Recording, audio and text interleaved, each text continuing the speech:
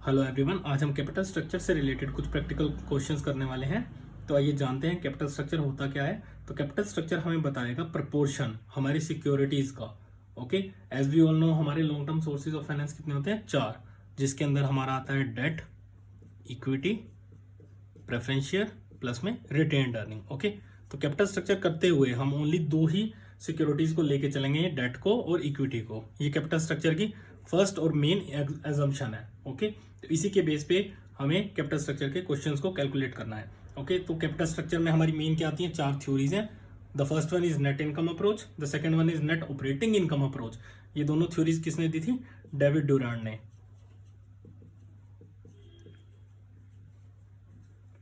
Third one is traditional approach and the fourth one and the last one is Modigliani Miller approach. इसको हम MM approach भी बोलते हैं। Same way ये NI approach बोलते हैं इसको, और ये एनओआई अप्रोच भी इसी को बोलते हैं। ओके, तो आइए देखते हैं इनके कुछ प्रैक्टिकल क्वेश्चंस को। तो सबसे पहले आती है हमारी नेट इनकम अप्रोच। ओके, तो नेट इनकम अप्रोच में एक्चुअली हम करने के वाले हैं, तो इसके अंदर हम वैल्यू ऑफ द फर्म को कैलकुलेट करेंगे on the basis of value of debentures plus value of equity. Okay, क्योंकि 2 ही सोर्सेज लेके चल रहे हैं, तो यहाँ पर हम वैल्यू ऑफ द फर्म निकालने का काम करेंगे on the basis of value of debenture plus में वैल्यू ऑफ इक्विटी। ओके, तो फर्स्ट एग्जांपल क्या बोलते हैं? Mehta company limited is expecting an annual EBIT, मतलब earning before interest and tax company को होगी 2 लाख रुपए की। कंपनी हैज रुपीज 5 लाख रुपए के डिवेंचर्स इन 10% डिवेंचर, तो जो रेट ऑफ इंटरेस्ट है वो है 10% डिवेंचर्स के ऊपर। The cost of equity capital और कैपिटलाइजेशन रेट हमें गिवन है 12.5% का। ओके, तो हमें क्या करना है? Value of the firm calculate करनी है। Value of the firm is VF। Okay, हमें डेट की वैल्यू निकालनी है, इक्विटी की वैल्यू निकालनी है, उन दोनों को ऐड करके हम value of the firm calculate करेंगे। ओके, तो ये हमारी नेट इनकम अप्रोच बोलती है। तो सबसे पहले हमारी earning EBIT, earning before interest and tax हमें गिवन है कितनी? 2 लाख रुपए। ओके, तो अब इस 2 लाख रुपए के अंदर हमें डेट का इंटरेस्ट पे करना है। ओके, तो वो पहले ही पे करेंगे, तो यानी कि इंटरेस्ट माइनस हो जाएगा। ओके, क्योंकि ये तो हमारा कंपनी का खर्चा है, तो 5 लाख का 10% दैट इज 50,000 रुपीज किसको चला जाएगा? डिवेंचर डेट का इंटरेस्ट पेमेंट करने के लिए। ओके, तो बचा कितना? 1,50,000। तो ये जो पैसा बचा ये है किसका? ये इक्विटी शेयर होल्डर का है। ओके, तो इन अदर वर्ड्स हम ये भी बोल सकते हैं ये अर्निंग है which is available for equity share holders की है ये सारी। तो ये सारी डिस्ट्रीब्यूट हो जाएगी, क्योंकि हम 2 ही सोर्सेज लेके चले थे, डेट और इक्विटी। अगर हम डेट वालों की पेमेंट कर देंगे तो बाकी बचा हुआ पैसा किसका है? इक्विटी वालों का। तो दैट मीन्स इक्विटी ने कमाया 1,50,000 रुपए। ओके, तो अब आगे हमें क्या दे रखा है? हमें कैपिटलाइजेशन रेट दे रखा है 12.50%। तो कैपिटलाइजेशन रेट क्या होता है? कैपिटलाइजेशन रेट ये होता है हमने कितना पैसा लगा के कितना पैसा कमाया। दैट मीन्स हमने 12.5% यहाँ पर अर्न किया। ओके, और 12.5% की वैल्यू हमें दे रखी है 1,50,000 रुपए। ओके, तो 12.5% इज इक्वल टू 1,50,000 रुपए। तो यहां से हम 100% की वैल्यू निकाल सकते हैं। कैसे? 1% की हम कैसे निकालते हैं? 1,50,000 डिवाइडेड बाय 12.50। ओके, और अगर 100% की निकालनी हो तो दैट इज 1,50,000 डिवाइडेड बाय 12,50,000 12.50 और मल्टीप्लाई बाय 100, तो ये कितनी आ जाएगी? 12 लाख। ओके, तो कैपिटलाइजेशन रेट हमें क्या बताता है? अगर हमें 1,50,000 रुपये अर्न करने हैं तो हमें 12 लाख रुपए लगाने पड़ेंगे। ओके, यानी कि 12 लाख का 12.50% कितना होता है? 1,50,000 रुपये। ओके, ठीक है, तो यानी कि इक्विटी वालों का हमारा वैल्यू आ गई 12 लाख रुपए। तो यानी कि वैल्यू ऑफ इक्विटी आ गई हमारी 12 लाख रुपए। ओके, और अब वैल्यू ऑफ द फर्म निकालनी है। वैल्यू ऑफ द फर्म का फॉर्मूला क्या है? वैल्यू ऑफ डिबेंचर प्लस में value of equity. Value of equity हमें निकाली और वैल्यू ऑफ डिबेंचर हमें ऑलरेडी गिवन है कितनी? 5 लाख रुपए की। तो यहां से VD आ गया हमारा 5 लाख रुपए, और simple value of the firm निकाल लेंगे। तो वैल्यू ऑफ द फर्म क्या होता है? वैल्यू ऑफ डिबेंचर प्लस में value of equity which employs to, value of debenture कितनी है हमारी? 5 लाख प्लस में 12 लाख इक्विटी वालों के। ओके, तो वैल्यू ऑफ द फर्म आ गई 17 लाख। तो ये आ गई value of the firm under the method of net income approach. Okay, आइए एक और क्वेश्चन देख लेते हैं नेट इनकम अप्रोच का। तो सेम ही है, उसमें क्या करते हैं हम वैल्यू ऑफ द फर्म निकालते हैं on the basis of value of debenture और वैल्यू ऑफ इक्विटी। ओके, तो क्या बोल रहा है, an organisation expect a net income of 1 lakh. Okay, it has 1,50,000 की डेट है, 10% डेट है, दैट मीन्स इंटरेस्ट रेट हमें यहाँ पे क्या पे करना है 10%। इक्विटी कैपिटलाइजेशन रेट हमें गिवन है 12% का। कैलकुलेट करने value of the firm and overall capitalisation rate according to the net income approach. तो क्वेश्चन तो बिल्कुल सेम ही है, बट इसके अंदर क्या चीज़ नहीं है, ओवरऑल कैपिटलाइजेशन रेट भी हमें इस बार निकालना है। तो पहले तो हम वैल्यू ऑफ द फर्म निकालते हैं जैसे पिछले क्वेश्चन में करी थी। तो इसमें earning before interest and tax हमें गिवन है 1 लाख।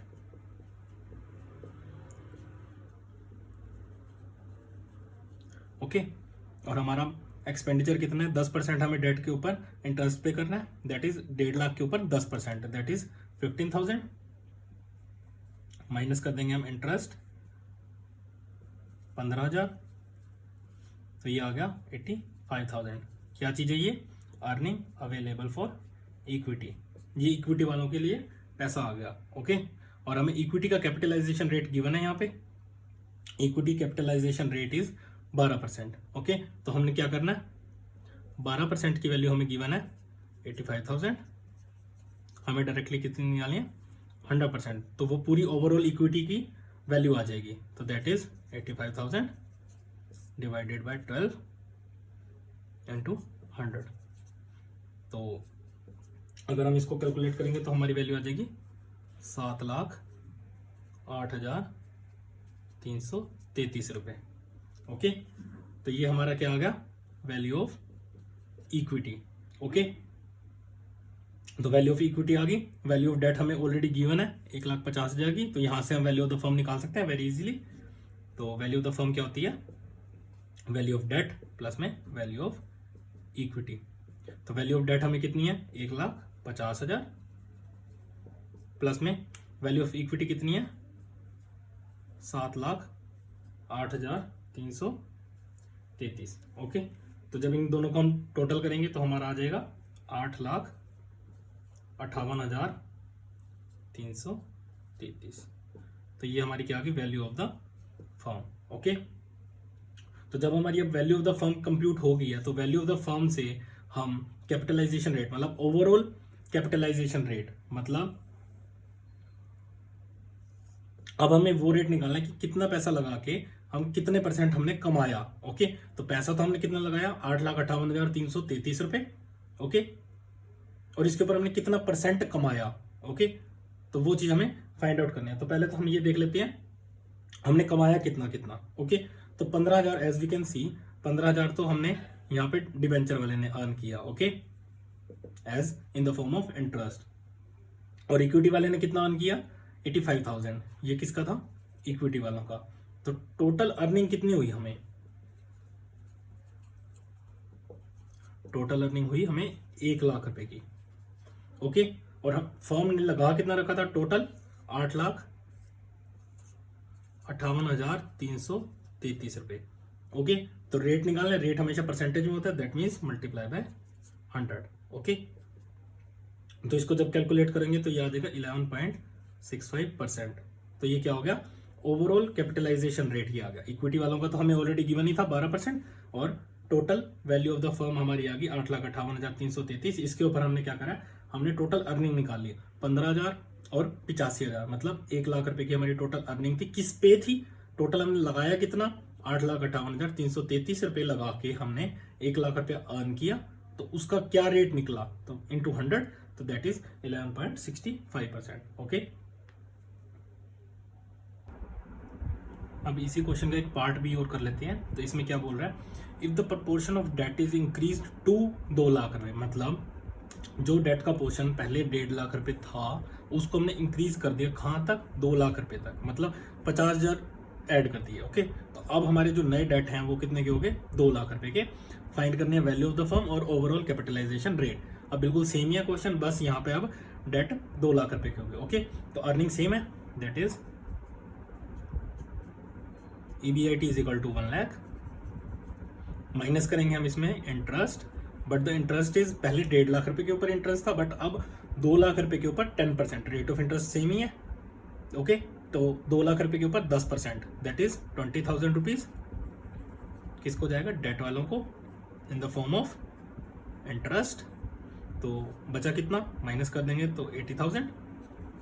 तो ये 80,000 क्या है, earning available for equity.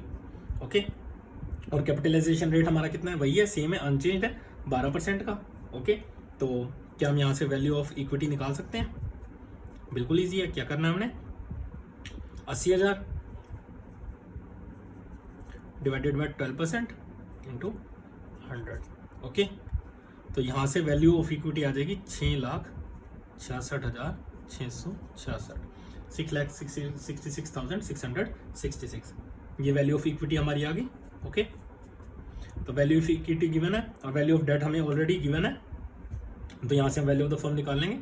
Value of the firm is equal to value of equity plus में value of debt. Okay, which implies to value of equity कितनी है हमारी, 6,66,666 प्लस में 2 लाख रुपए के हमारे हो गए डेट, दैट इज 8,66,666। ये overall value of the firm आ गई। ओके, तो ये वैल्यू ऑफ द फर्म हमें फाइंड आउट करनी थी, ये हमने कर ली, बट अब क्या निकालना है, ओवरऑल कैपिटलाइजेशन रेट। ओके, तो ओवरऑल कैपिटलाइजेशन रेट मतलब KO। ओके, तो KO कैसे निकलेगा, अब हमने कमाया क्या, ओके 20,000 रुपये तो हमने ये इंटरेस्ट के कमाए थे। ओके, और 80,000 रुपीज हमने अर्निंग थी, मतलब 1 लाख रुपए कमाए थे हमने। Okay, that is 1 lakh divided by 8,66,666 multiply by 100। तो ओवरऑल कैपिटलाइजेशन रेट कितना आ जाएगा, 11.53%। ओके, तो ये भी हमने फाइंड आउट कर लिया, बट इन दोनों में हम अगर कंपेयर करें हमारे सेकंड क्वेश्चन के फर्स्ट पार्ट में और सेकंड पार्ट में, तो फर्स्ट पार्ट में हमारा ओवरऑल कैपिटलाइजेशन रेट कितना आ रहा था, 11.65%, और सेकंड पार्ट जब हमने करा, जब हमने डेट का प्रोपोर्शन इंक्रीज किया, तो वहां पे हमारा ओवरऑल कैपिटलाइजेशन रेट कितना होगा, 11.53%। तो क्या हम ये चीज बोल सकते हैं, जैसे ही डेट का पोर्शन हमने इंक्रीज करा फ्रॉम 1.5 लाख से 2 लाख रुपए, वैसे ही overall cost of the company, पहले कॉस्ट कितनी आ रही है, 11.65%, टोटल इन्वेस्टमेंट के ऊपर हमें इतना पे करना पड़ रहा था, और अब 11.53% ही हमें पे करना पड़ रहा है। तो दैट मीन्स ये वैल्यू डिक्रीज हो गई। ओके, ओवरऑल कॉस्ट जो थी पहले 11.65% थी, वो अब घटकर 11.53% रह गई। ओके, तो अगर cost of the company decrease होगी तो इसका मतलब हम ये बोल सकते हैं कि value of the firm increase होगी। ओके, और उसको भी हम कंपेयर करके एक्चुअली में तो देख सकते हैं, यहाँ पे वैल्यू ऑफ द फर्म कितनी है, 8,66,666 रुपए। ओके, और value of the firm as per the example 1 first part में कितनी थी, 8,58,333 रुपए। तो डेट का पोर्शन इंक्रीज करने से हमारी value of the firm increase हो गई, और जो ओवरऑल कॉस्ट थी हमारी वो डिक्रीज हो गई। ओके, तो नेट इनकम अप्रोच में हमने देखा कि जैसे जैसे हम डेट का प्रोपोर्शन इंक्रीज करते रहते हैं, वैसे वैसे value of the firm increase होती रहती है। और नेट इनकम अप्रोच में हमने क्या किया था, हमने वहाँ पे value of firm find out करी थी on the basis of value of debt plus में वैल्यू ऑफ इक्विटी। ओके, और सेकंड अप्रोच हमारी आ गई नेट ऑपरेटिंग इनकम अप्रोच। तो नेट ऑपरेटिंग इनकम अप्रोच में हम क्या करेंगे, यहाँ पर हम value of equity find out करेंगे on the basis of value of firm minus value of debt. Okay, तो नेट ऑपरेटिंग इनकम अप्रोच क्या बोलती है, ये बोलती है जैसे जैसे हम डेट का प्रोपोर्शन इंक्रीज करते रहेंगे, वैसे ही वैल्यू ऑफ द फर्म हमारी सेम रहेगी, कांस्टेंट रहेगी, उसमें कोई भी चेंज नहीं आएगा। दैट मीन्स कैपिटल स्ट्रक्चर इस अप्रोच में, नेट ऑपरेटिंग इनकम अप्रोच में इररिलेवेंट है। मतलब आप कितना भी प्रोपोर्शन डेट का यूज करो, कितना भी प्रोपोर्शन इक्विटी का यूज करो, तो वैल्यू ऑफ द फर्म पे कोई भी इफेक्ट नहीं आएगा, ये अनचेंज रहेगी। ओके, तो इसी चीज को अब हम एक प्रैक्टिकल क्वेश्चन के थ्रू देखते हैं। ओके, तो इस क्वेश्चन में क्या बोलता है, manufacturing company is expecting a net operating income of rupees 2 lakh रुपए। ओके, company has debenture of 6 lakh रुपए और 10% उसके ऊपर इंटरेस्ट पेएबल है। ओके, ओवरऑल कैपिटलाइजेशन रेट हमें वहां पे गिवन है।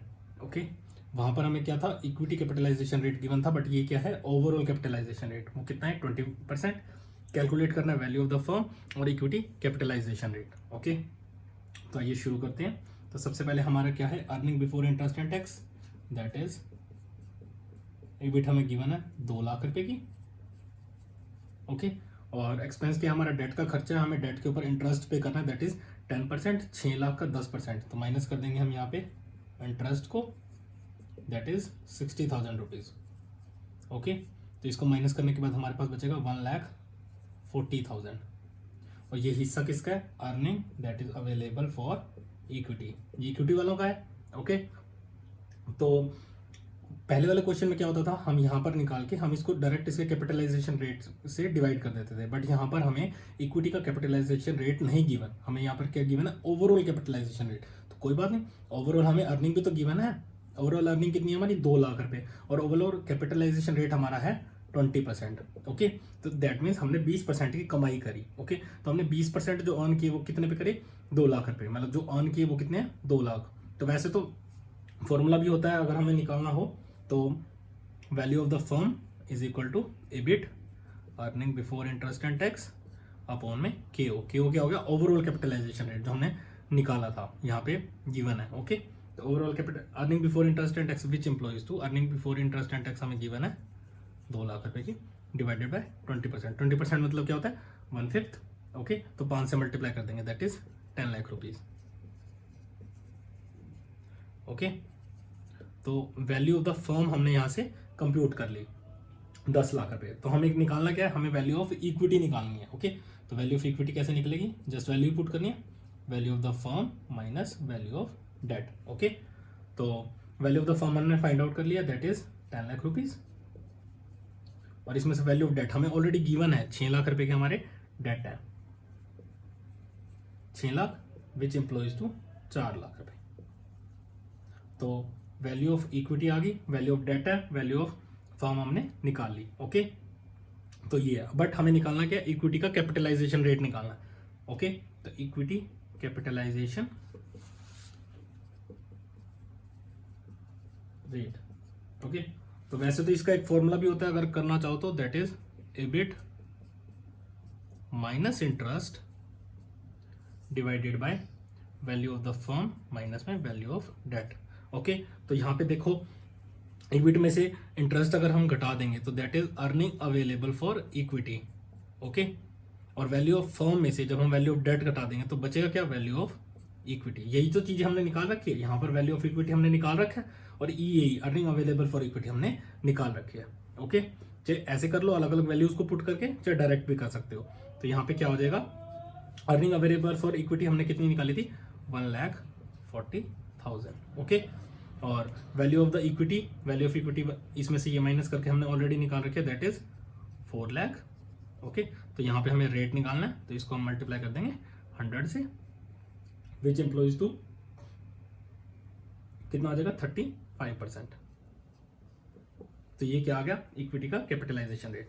हमें क्या क्या निकालना था, वैल्यू ऑफ द फर्म निकालनी थी और equity capitalisation rate. Value of the firm हमारी आ गई 10 लाख रुपए, और ये आ गया हमारा इक्विटी कैपिटलाइजेशन रेट 35%। ओके, अब इसी क्वेश्चन का पार्ट बी क्या बोलता है, what will be the impact of on value of the firm and the equity capitalisation rate if the debt is increased to 7,50,000 रुपए। मतलब पहले जो हम 6 लाख रुपए डेट यूज कर रहे थे, 6 लाख रुपए के डेट थे कंपनी के, अब अगर हम डेट का प्रपोर्शन इंक्रीज कर देते हैं तो उससे वैल्यू ऑफ द फर्म और इक्विटी कैपिटलाइजेशन रेट पे क्या इम्पैक्ट पड़ता है। ओके, तो वो हम अब नोट करेंगे। ओके, तो अब इसमें क्या है, earning before interest and tax, that is EBIT तो सेम ही है, तो EBIT कितनी है, 2 lakh. Okay, but the proportion of debt अगर चेंज हो गया और उसके ऊपर रेट तो सेम ही है 10% का। ओके, तो अब क्या होगा, 7,50,000 के ऊपर 10% हमें इंटरेस्ट पे करना पड़ेगा, तो माइनस कर देंगे हम इंटरेस्ट कितना है, 75,000 रुपीज़। ओके, तो बाकी बचा किसका, इक्विटी वालों का। अर्निंग अवेलेबल फॉर इक्विटी कितना होगा, 1,25,000। ओके, ये आ गया earning available for equity, but हमें इक्विटी कैपिटलाइजेशन रेट तो गिवन ही नहीं है, बट हमें ओवरऑल कैपिटलाइजेशन रेट वही है 20%, दैट मीन्स ये है 20%। ओके, तो सेम ही है EBIT अपॉन में KO, overall capitalisation rate, that is value of the firm is equal to EBIT कितना है हमारा, 2 lakh, divided overall capitalisation rate है 20%, तो ये तो सेम ही है 10 लाख। ओके, तो वैल्यू ऑफ द फर्म हमारी आ गई 10 लाख। अब क्या निकालना है हमें, वैल्यू ऑफ इक्विटी। ओके, हमें value of the firm given है, वैल्यू ऑफ डेट गिवन है, तो हम क्या वैल्यू ऑफ इक्विटी निकाल सकते हैं। तो value of equity is equal to value of firm minus में value of debt, that is 10 lakh रुपए की होगी हमारी value of the firm, minus में डेट का प्रोपोर्शन कितना है 7,50,000 रुपये, तो बाकी इक्विटी हमारी कितनी है 2,50,000। ओके, ये आ गया वैल्यू ऑफ इक्विटी, और इक्विटी वालों ने कमाया कितना है 1,25,000 रुपये। ओके, तो यहां से हम इक्विटी कैपिटलाइजेशन रेट निकाल सकते हैं। इक्विटी कैपिटलाइजेशन रेट क्या निकालते हैं, earning available for equity, earning कितनी है 1,25,000 की, अपॉन में 2,50,000 value of the equity into 100। Okay, तो ये क्या हो गया 2, ये आ गया 50%। ये क्या है इक्विटी कैपिटलाइजेशन रेट, जब हमने डेट का प्रोपोर्शन यूज किया था 7,50,000। ओके, तो पार्ट 1 में क्या था, वैल्यू ऑफ द फर्म हमारी आ रही थी 10 लाख। ओके, तो अब इसी को अगर हम दोनों को कंपेयर करें तो क्या होगा, वैल्यू ऑफ द फर्म हमारी अब कितनी आई है 10 लाख रुपए, सेम ही है 10 लाख, और इक्विटी कैपिटलाइजेशन रेट हमारा अब क्या हो गया 50%। ओके, तो क्या हम दोनों को कंपेयर करके ये चीज देख पा रहे हैं कि वैल्यू ऑफ द फर्म हमारी अनचेंज्ड रही है। ओके, तो इसका मतलब क्या हो गया, जब हमने डेट का प्रोपोर्शन इंक्रीज किया, जो पैसा हमारा वहां से बचा, ओके, डेट को इंक्रीज करने से जो पैसा हमारा बचता वो हमारा यूटिलाइज हो गया कहाँ पे, इक्विटी को कैपिटलाइज करने में, मतलब वो पैसा हमारा इक्विटी वाले ले गए। दैट मीन्स तभी बोला जाता है कि नेट ऑपरेटिंग इनकम में हमारा कैपिटल स्ट्रक्चर मैटर नहीं करता। दैट मीन्स हम कितना भी प्रोपोर्शन यूज कर सकते हैं डेट का और इक्विटी का, उससे हमारी value of the firm unchanged रहती है, जैसे यहाँ पर 10-10 लाख दोनों में सेम ही रही। ओके, तो ये प्रैक्टिकल क्वेश्चन है नेट ऑपरेटिंग इनकम अप्रोच का। तो एक बार दोनों अप्रोचेस का क्रक्स जान लेते हैं। तो हमने आज 2 अप्रोचेस करी हैं, एक है नेट इनकम अप्रोच और एक करी है net operating income approach. Okay, तो यहाँ पर क्या है, ये दोनों के डायग्राम्स है। इसमें क्या है, केडी क्या रिप्रेजेंट कर रहा है, कॉस्ट ऑफ डेट, केओ क्या है overall cost of capital, okay, और के क्या है कॉस्ट ऑफ इक्विटी। दो नेट इनकम अप्रोच क्या बोलती है, जैसे जैसे हम डिग्री ऑफ लीवरेज मतलब डेट, जैसे जैसे हम डेट का प्रोपोर्शन इंक्रीज करते रहेंगे from this point to this, okay, तो वैसे वैसे हमारी ओवरऑल कॉस्ट ऑफ कैपिटल कम होती रहेगी। Okay, as you can see in the diagram, जो हमने प्रैक्टिकल क्वेश्चंस करके भी देखा कि जैसे जैसे हमने डेट का प्रोपोर्शन इंक्रीज करते रहे थे वैसे वैसे ओवरऑल कॉस्ट हमारी कंपनी की कम होती रही थी। Okay, where net operating income approach क्या बोलती है, जैसे जैसे आप डेट का प्रोपोर्शन इंक्रीज करते रहेंगे वैसे वैसे जो पैसा आपका बचेगा वो आपका यूटिलाइज हो जाएगा कॉस्ट ऑफ इक्विटी को सफर करने में। ओके, उनको पे ऑफ करने के लिए आपको वो पैसा पे ऑफ करना पड़ेगा, but the overall cost of capital जो रहेगी वो आपकी कांस्टेंट रहेगी, सेम रहेगी। ओके, तो वो हमने दोनों एग्जांपल में देख लिया, यही दोनों अप्रोचेस का क्रक्स है। Okay, thank you very much.